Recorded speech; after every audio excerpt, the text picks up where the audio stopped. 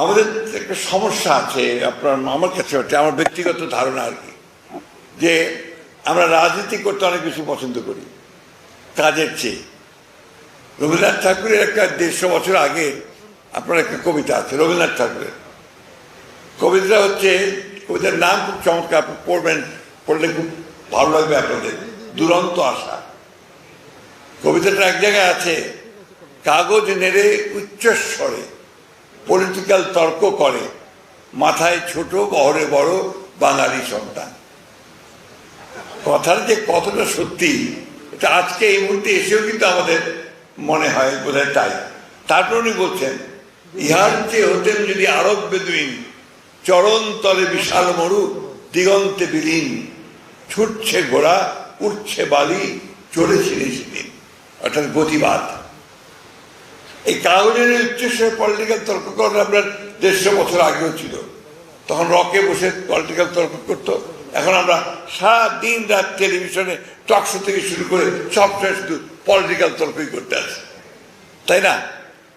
কিন্তু এই যে এখানে মানুষ, গবেষকেরা তারা কাজ করছেন, তারা কিছু উদ্ভাবন করছেন, কিছু প্রযুক্তি তারা উদ্ভাবন করছেন যেগুলো আমাদের সাধারণ কৃষকের কাজে লাগে।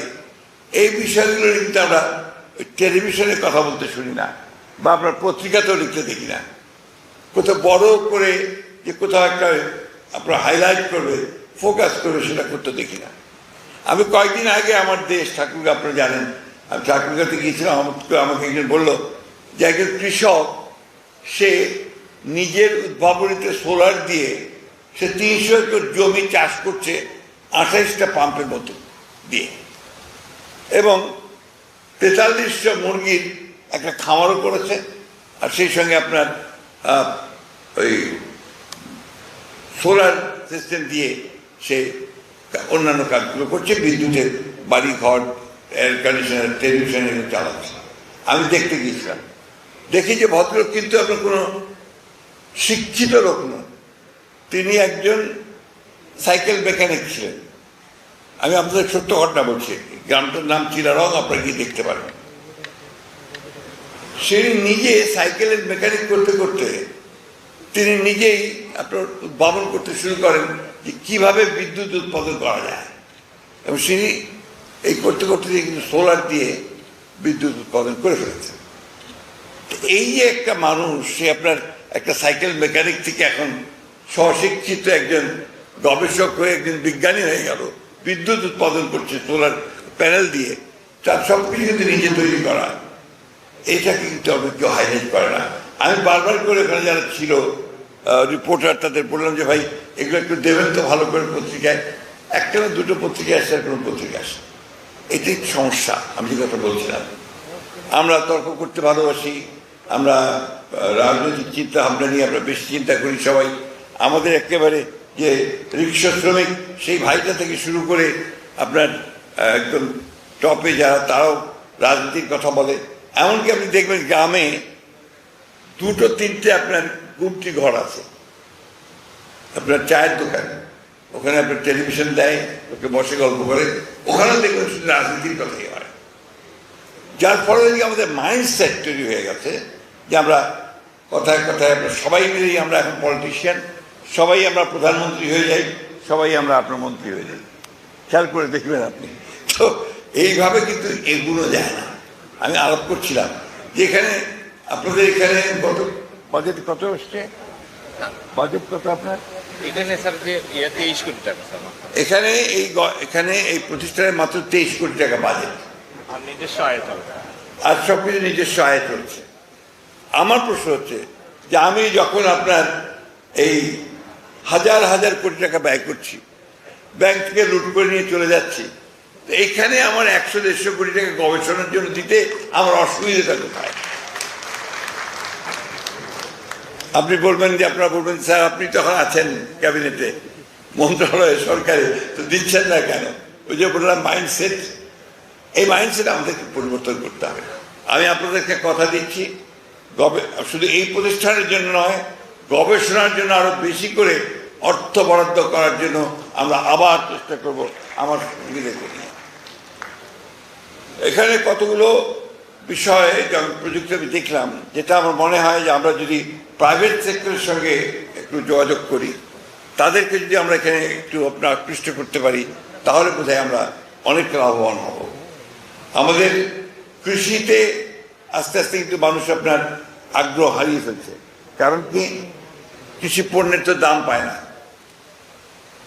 আলু নষ্ট হয়ে যায়, কোল্ড স্টোরেজ নাই, দাম পায় না, টমেটো বা অন্যান্য সবজি শুধুমাত্র আপনার এই কোল্ড স্টোরেজ নাই, সংরক্ষণ করার ব্যবস্থা নাই, যে কারণে সেগুলো নষ্ট হয়ে যায়। তাহলে সে উৎপাদন করবে কেন, আকৃষ্ট হবে কেন, তাকে তো বাঁচতে হবে। এই জন্য আমার কাছে মনে হয় যে এই জিনিসগুলো আপনাদের একটু চিন্তা করা দরকার গবেষণার মধ্যে। আমি ডিজি সাহেবকে বলবো, তিনি একজন অত্যন্ত পরিশ্রমী এবং সৃষ্টিশীল মানুষ, সৃজনশীল মানুষ। আমি তাকে অনেকদিন ধরে দেখছি। আমাদের পার্টির স্ট্যান্ডিং কমিটিতে তিনি এই কৃষক কার্ড, ফ্যামিলি কার্ড নিয়ে আমাদের প্রেজেন্টেশন দিয়েছেন। একজন কর্মী মানুষ এবং দেশপ্রেমিক মানুষ। সেই কারণে আমি তাকে অনুরোধ করবো যে আপনার কালিগসদের নিয়ে, আপনারা যারা এখানে একসাথে কাজ করছেন, তাদেরকে নিয়ে আপনারা এই কাজটা একটু করার চেষ্টা করেন, যে কী করে আমরা কৃষিজাত পণ্য বাজারজাত করতে পারি, ভালো মূল্য যেন কৃষকরা পায় সেই লক্ষ্যে। এটা কিন্তু খুব জরুরি। কারণ আমি উৎপাদন করলাম, ভালো ফসল তৈরি করলাম, আমরা বেশি উৎপাদন করলাম, কিন্তু বিক্রি করতে পারলাম না, আমি আগ্রহ হারিয়ে ফেললাম। এটা আপনারা কেউ এর মধ্যে কোনো গবেষণা করেছেন কিনা আমি জানি না। তা আমি যেহেতু অর্থনীতির ছাত্র ছিলাম, আমরা যখন পড়তাম যে অন্যতম প্রধান সমস্যা হচ্ছে আপনার বাজারজাতকরণ সমস্যা। এবং কেন, যে মধ্যস্বত্ব ভোগীরা সব নিয়ে চলে যায়। আমি যে মাঠে যখন উৎপাদন করলাম, আপনাদের বগুড়ায় বিরাট সবজির বাজার। আমি আস্তে আস্তে যখন এখানে দিয়ে যাই, দেখি যে আপনার বিশাল সবজির বাজার, আলু, আপনার বিভিন্ন রকম ফসল। আপনাদের বগুড়াতে কিন্তু কৃষিতে অনেক উন্নত, ফলে এখানে আপনারা অনেক উৎপাদন করছেন, বিক্রি করছেন, কিন্তু সেই টাকাটা পাচ্ছেন, সে অর্থটা পাচ্ছেন আমাদের কৃষকরা। ফলে আমাদের যে দারিদ্র, সেই দারিদ্র কিন্তু কৃষকদের মধ্যে থেকেই যাচ্ছে। তাই যখন আমি আপনার এই পল্লী উন্নয়ন করব, পল্লী উন্নয়ন শুধু রাস্তাঘাট আর ঘরবাড়ি করলেই তো হবে না, কৃষকের উন্নয়ন করতে হবে, যারা পল্লীতে বাস করে। সেই উন্নয়ন করতে গেলে তাকে আর্থিক সচ্ছলতা দিতে হবে। আমি সেটাই মনে করি যে এই কাজটা আমাদের করা দরকার।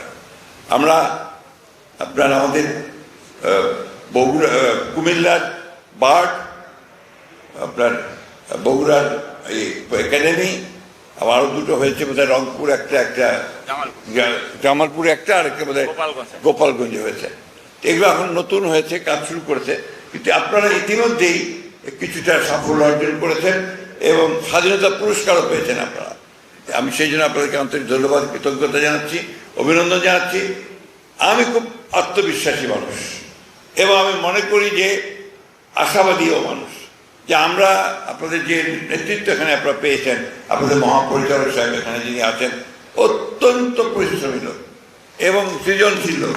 তার নেতৃত্বে আপনারা এটাকে আরও উঁচুতে নিয়ে যান। উঁচুতে নিয়ে যেতে পারবেন তখনই সফল হবেন যখন আপনারা আপনাদের উদ্ভাবিত প্রযুক্তিগুলোকে ডিসেমিনেট করতে পারবেন, কৃষকের কাছে নিয়ে যেতে পারবেন এবং একই সঙ্গে কৃষককে আরও উন্নত হবার চেষ্টা করতে পারবেন, সুযোগ করে দিতে পারবেন। আমি বক্তব্য বাড়াবো না, আমি শুধু আপনাদেরকে এইটুকু অনুরোধ করব, এই বিষয়গুলোর দিকে আপনি একটু নজর দেন। আপনারা ভালোভাবে যেন বাজারজাত করা যায় কৃষি পণ্য, সেই কীভাবে করা যায় তার উপর গবেষণা করেন।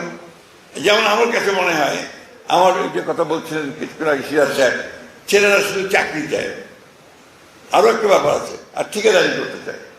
খেয়াল করে দেখবেন সিরাজ ভাই একটু শোনেন, আপনি বললেন না ছেলেরা শুধু চাকরি চায়, আমি আরেকটা জিনিস দেখি, ঠিকাদারি করতে চায়। ওদের ডিপার্টমেন্টে ঠিকাদারি করবে। আমি বলছি ওসব বাদ দিয়ে তোমরা ব্যবসা করো না, করো যে কথা আপনি বললেন, ছোট ছোট উদ্যোক্তা হও। আপনার যে এখন গভর্নমেন্ট অনেক সুবিধা করে দিয়েছে যে আপনি ব্যাংক সুবিধা পাবেন যদি কৃষিতে কোনো কাজ করতে চান, ছোট ছোট আপনি কোনো ইনভেস্টমেন্ট করতে চান। মার্কেটিং করার জন্য আপনি ছোট ছোট ফ্রিজিং ভ্যান নেন না কেন? বগুড়াতে এই প্রোডাক্টসগুলো নিয়ে আপনি ঢাকায় চলে যান, এখানে যখন 10 টাকা দাম, ঢাকায় তখন আপনার 80 টাকা দাম, 100 টাকা দাম। তাহলে আপনি যদি নিতে পারেন, এই কোম্পানি যদি তৈরি করতে পারেন, আপনি তো ইজিলি মাসে 10-12 লাখ টাকা আয় করতে পারবেন, এ ব্যাপারে কোনো সন্দেহ নেই। তো একটা লোক, একটা ছেলে যদি সে আপনার 10-12 লাখ টাকা মাসে আয় করতে পারে, তার খুব বেশি দরকার হয় না। এই জিনিসগুলো আমাদেরকে মানে আমাদের গবেষণার মধ্যে, আমাদের কাজের মধ্যে নিয়ে আসা দরকার। আমি আবারও বললাম যে আমি খুব আশাবাদী মানুষ। এই বয়সে এসে আমার মনে হয় যে আরও যদি কিছু বেশি সময় পাওয়া যেত, তাহলে আরও কিছু কাজ করার সুযোগ পাওয়া যেত। আমরা আসুন, আমরা সবাই মিলে আমাদের দেশটাকে করার চেষ্টা করি। খুব হতভাগা দেশ আমরা, বারবার ঝামেলা হয়। এই আসে একবার আমাদেরকে আসলো, সবাই ভাবলো 10 টাকা সে চাল খাওয়াবে, একদম সোনা বানিয়ে দেবে দেশটাকে, ঠিক না? অথচ 15-16টা বছর ধরে এমন লুট করলো।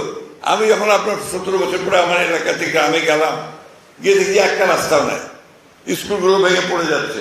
তাহলে 17 বছর ধরে করলোটা কি? পরে খোঁজ নিয়ে দেখছি বিভিন্নভাবে যে আমাদের এজিডিতে পিরোজপুর বলে একটা আপনার জেলা আছে, আপনার যার নাম জানেন সবাই, সেখানে 3,500 কোটি টাকার একটা প্রজেক্ট, একটা ইট বসেনি, কাগজে কলমে 3,500 কোটি টাকা লোপাট। এই কাজ করে গেছে গত সরকার, আওয়ামী লীগ সরকার। তো এইগুলোকে বন্ধ করে দিয়ে আজকে আমাদেরকে কাজ করে সামনের দিকে যেতে হবে। আমরা ঝগড়াঝাটি কম করি, ঠিক আছে, আপনার পার্লামেন্ট হয়েছে, পার্লামেন্টে ডিবেট করি, রাস্তায় আন্দোলন অনেক হয়েছে, এখন একটু কম করি, করে দেশটাকে উপরে টেনে তোলার চেষ্টা করি। পার্থক্যটা হচ্ছে যে আওয়ামী লীগ ধ্বংস করে দিয়ে গেছে যায় বরাবর, আর বিএনপি ওখান থেকে আবার গড়ে তোলার চেষ্টা করে। যখন গড়ে তুলে একটা জায়গায় নিয়ে যায়, তখন আবার সেটাকে ফেলে দেওয়া হয়। এই করতে গিয়ে কিন্তু আপনার দেশটা আর এগুতে পারে না। আজকে কিছুক্ষণ আগে একটা আপনার সারনাটা দেখাচ্ছিলেন, যেটা এখন আপনার আমরা এখানে দেখলাম 100 বছর আগে বলেন আপনি সেটা চালু হয়েছে, অথচ আমরা এখন দেখছি সেটা এইভাবে। এটা আমার কথাগুলো বলছি যে আমরা দেশটাকে আগিয়ে নিয়ে যাওয়ার চেষ্টা করি, আমাদের কাজগুলোকে করার চেষ্টা করি, আমরা যেখানে আছি সেখানে কাজগুলো করার চেষ্টা করি, তাহলেই আমরা এগিয়ে যেতে সক্ষম হব। আমাদের ইয়াং জেনারেশন অনেক ভালো, অনেক সৃজনশীল, অনেক উদ্ভাবন করতে পারে, কাজ করতে পারে। এই ইয়াং জেনারেশনকে আমাদেরকে সঠিক পথে নিয়ে যেতে হবে। আমি অনুরোধ করব আপনাদের কাছে, আপনার এখানে যেহেতু সবাই সৃজনশীল মানুষ, সবাই লেখাপড়ার সঙ্গে জড়িত, শিক্ষার সঙ্গে জড়িত, সবাই মিলে আমরা চেষ্টা করি যে আমরা আমাদের নিজের কাজটাকে আরও প্রসার করি, সামনের দিকে নিয়ে যাই। আমি আমাদের বগুড়া যে আরডিএ এই একাডেমির কাছে আমি অত্যন্ত আশা করব যে তাদের যে ইতিমধ্যে তারা যে সাফল্য অর্জন করেছেন, তার চেয়ে অনেক বেশি তারা চেষ্টা করবেন, কাজ করবেন। এবং আমি আশাবাদী যে এটা সম্ভব হবে। এবং কারণ এখন আমাদের নেতৃত্বে যিনি আছেন, আমাদের প্রধানমন্ত্রী মাননীয় তারেক রহমান সাহেব, তিনি আপনাদের সন্তান, তিনি এসেছিলেন, এখানে দেখে গেছেন, এবং তিনি নিশ্চয়ই এই ব্যাপারে আমাদের সকলকে সাহায্য করবেন যে এখানে আরও বেশি কাজ করা যায়, আরও বেশি গবেষণা করা যায়, এবং সেটাকে আমাদের ছড়িয়ে দিতে পারি সবখানে। উনি যে কথা কিছুক্ষণ আগে আমাদের ডিজি সাহেব বললেন যে তফাৎটা কোথায়, অন্যান্য রাজনীতিবিদরা এসেই প্রথম কাজ শুরু করে, অন্য রাজনীতিবিদদের বকাবকি শুরু করে, তাই না? উনি কিন্তু এসেই প্রথমে বলছেন যে আই হ্যাভ এ প্ল্যান, আমার একটা পরিকল্পনা আছে, আর সেই পরিকল্পনা নিয়ে তিনি এসেছেন। এখন আমরা জানেন যারা আমাদের সচিব সাহেবরা আছেন এবং আরও ইয়াং জেনারেশন কিছু আছেন, যাদেরকে তিনি দিন রাত কাজ করছেন যে কীভাবে দেশের উন্নয়ন করা যায়, কীভাবে আমরা সামনের দিকে এগিয়ে যেতে পারি, কীভাবে দারিদ্র্যকে দূর করে কিছুটা সচ্ছলতা আনতে পারি। এই বিষয়গুলো আমাদের একটা সুযোগ এসছে, এই সুযোগগুলোকে আমাদের কাজে লাগাতে হবে। কাজে লাগিয়ে ইনশাল্লাহ আমরা সামনের দিকে এগিয়ে যেতে পারবো। আজকে আপনাদের সকলকে ধন্যবাদ জানাই যে আমাকে একটা আসার সুযোগ করে দিয়েছেন। আমি ভালো লেগেছে, আমার ভবিষ্যতে বেঁচে থাকি আবার আসার চেষ্টা করবো। ধন্যবাদ।